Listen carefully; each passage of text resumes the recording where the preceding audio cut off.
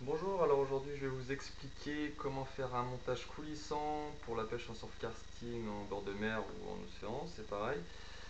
Donc c'est simple, il va nous falloir déjà un plomb, donc pour le fil, un fil coulissant, donc c'est là qui va être percé de part en part de façon à ce qu'on puisse passer notre fil dedans. Il va falloir une bille anti-choc de façon à éviter de sectionner le fil, je vous montrerai exactement pourquoi. Donc des billes, il en existe de plusieurs sortes. Là actuellement j'en ai une noire, donc c'est celle que j'utilise le plus. Et bon, il y a des billes phosphorescentes comme ceci qui servent bon, à attirer certains poissons.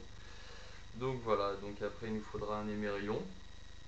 Donc voilà, comme ceci.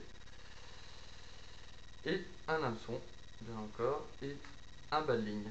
Voilà, donc c'est pareil, bas de ligne, 35 centièmes en fluocarbone, de bonne qualité de préférence. Donc on va s'imaginer que, bon, je vais pas vous sortir une canne à pêche, mais donc là c'est le fil de notre canne à pêche. Donc comme vous pouvez le voir, je vais devoir passer le plomb, le fil dans le plomb plutôt. Donc voilà, donc c'est la première des choses qui arrive bien évidemment. Voilà. Donc une fois le fil passé dans le plomb, nous allons avoir besoin de cette petite bille justement. Cette petite bille qui va nous servir surtout pour éviter de couper le nœud avec le plomb lors du lancer, ou même pour amener le poisson. Donc voilà. Alors ensuite nous allons passer les mérillons, donc là-dedans, comme vous pouvez le voir. Voilà, donc la partie fixe de l'émerillon, parce que c'est un émerillon avec une partie ouvrable. Donc c'est pareil, toujours le même nœud que le montage fixe que je vous ai fait voir précédemment. Donc je fais plusieurs tours et je repasse dans le trou du fil. Je brouille. Tac. Voilà, mon nœud est fait. Impeccable. Donc voilà, on coupe toujours l'excédent de fil. Tac, voilà. Ensuite, donc mon bas de ligne de la canne à pêche est fait. Donc il va falloir passer au bas de ligne pour le hameçon. Donc là vous voyez, vous comprenez bien que j'ai donc mon émerillon, mon plomb qui coulisse, ma bille, de façon à éviter que quand je jette, le plomb vienne sectionner le fil, le nœud du fil. Donc voilà, ça sert vraiment à ça.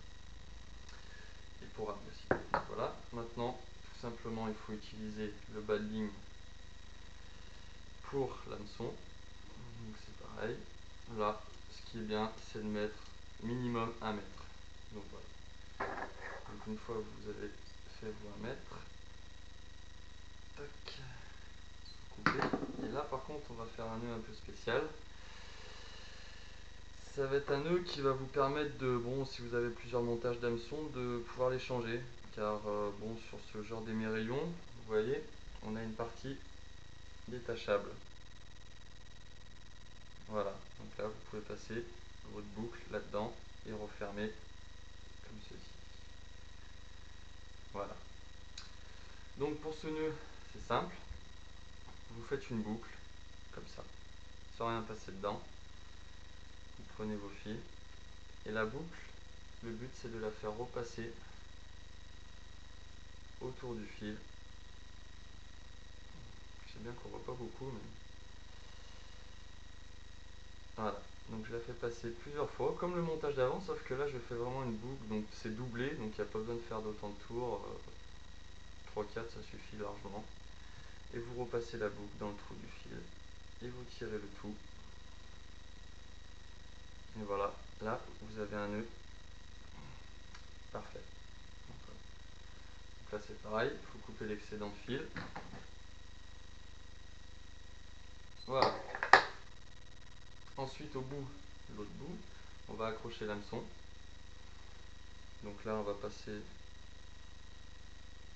sur l'autre nœud. entortille pour celui-là, il n'y a pas de souci.